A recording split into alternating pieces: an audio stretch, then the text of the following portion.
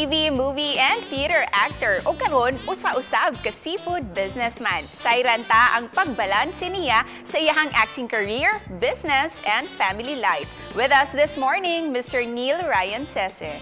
Maayong buntag, Sir Neil, and welcome to GMA Regional TV Live. Yes, maayong buntag sa lahat ng mga kapuso natin dyan sa Cebu. Kumusta kayo dyan? Mabuti naman po. Ikaw po, kumusta po kayo at ang pamilya niyo? Mabuti naman kami. Ito, stay at home lang. Pahinga muna dito sa bahay.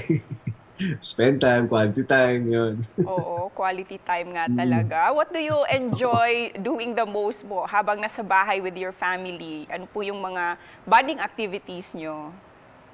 Well, sa gabi, nag-walking, jogging kami dito sa loob.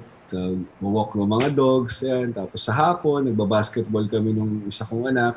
I'm sure your kids are enjoying it the most, Sir Neil. And ngayon naman, pag-usapan natin, kasi Love Month ngayon ngayong February. Paano nyo po usually sineselebrate ang Valentine's Day? May mga family tradition po ba kayo? Dati, nung wala pang lockdown, siyempre, nag-dinner sa labas. So ngayon, wala nang choice. Dito lang kami sa bahay. Ayun, tapos nagluto lang ng dinner, konting wine. Yun, ganoon lang namin sinelebrate. And since napag-usapan natin ang food, let's talk about your seafood business, Sir Neil. Inumpisihan mo, no, during quarantine talaga. Kumusta po ito? And of course, how do you juggle all your roles bilang isa kang owner, admin assistant, layout artist, and even delivery boy? Galing Kaya ba't niya alam? Ayun nga, kasi nag-lockdown, di ba? Tapos nag-stop ng taping. So for 1 month, wala akong ginagawa sa bahay. So naisip ko mag-start ng business. So yun, nag-start kami ng seafood business sa farmers market. Pero napansin namin na konti rin yung nag-walk-in kasi takot din yung mga tao lumabas. So naisip ko, ibenta siya online. So yan, i-post yung mga pictures ng mga seafood, tapos orderin lang nila online, tapos i-deliver na sa bahay nila. So hindi na nila kailangang umalis, di ba? From the start, ako talaga yung lahat gumawa nun, pati marketing, pati pag mga pinopost na material sa Facebook. Yan, ako lahat gumagawa. Tapos, yun nga, pati yung pagdi-deliver. Di ba? So, syempre, nakakatuwa rin Una-una, mahilig ako mag-bike. So, might as well, di ba? Nakapag-exercise ka na, tapos yung mga ibang friends mo na nag-order, nakikita mo pa, nakakapagkamustahan kayo kahit papaano, di ba? Tapos nakapag-deliver ka pa ng fresh na seafood sa kanila. So, nakakatuwa. This time, pag-usapan natin ang first love mo, which is acting. Paano po nagsimula yung pagkahilig mo sa theater and acting? Paano ulit? Ako actor by accident ako. Nag-start lang siya. Kasi yung barkada ko, meron siyang crush dun sa isang theater group namin nung high school. So, in-invite niya ako na mag-audition. Nag-audition ako. So, ako yung nakuha.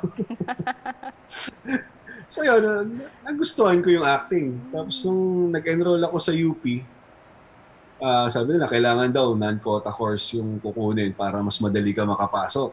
So, ikaw yung theater arts, yun yung non-quota course. So, yun yung pinilapan ko. So, pumasa ako ng UP. So, ngayon, naging artista ako. Kaya lahat ng mga kaibigan ko nung high school, gulat na gulat nung naging artista ako. Kasi alam nila, mahihain talaga ako nung dati. I see. So this path is really for you, Sir Neil. And of course, Sir Neil, ito, malapit nang ipalabas ang bago mong serye, ang Babawiin Ko Ang Lahat. Ano po yung magiging papel nyo dito at saan iikot ang istorya? Yes, ang role ko dito ay isang pulis na best friend ni John Estrada na papapel na gagawin niyang role ay si Victor. So, lahat ng problema niya, lahat ng magiging problema niya, ako yung tutulong sa kanya. Pati yung pag-iimbestiga sa pag-kidnap sa anak niya, pati yung mga mangyayari sa kanya. So, hindi ko ba pwede sabihin? Abangan nyo kung ano yung mga mangyayari sa kanya. How is it working po with Mr. John Estrada, Carmina Villaruel, at sa ibang cast po ng Babawiin Ko Ang Lahat? Diba? Sobrang saya. Si John, nakatrabaho ko na siya way back. At sobra ako natutuwa sa kanya kasi Siyempre, John Estrada na siya eh. Pero naalala niya lahat nung unang-una pa lang na nagkatrabaho kami. Tapos, of course, kay Miss Carmina.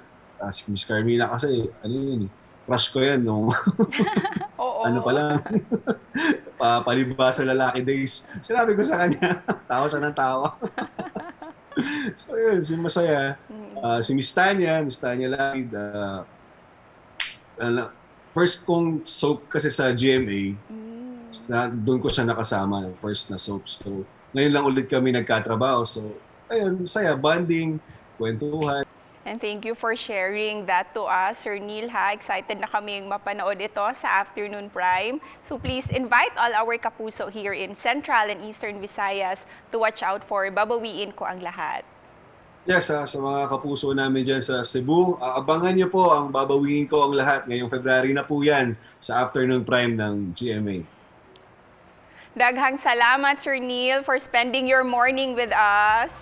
Dagdagan salamat din sa inyo. Sana makabalik ako dyan sa Cebu soon. Soon, yes. Opo. Yes. Thank you. Thank you.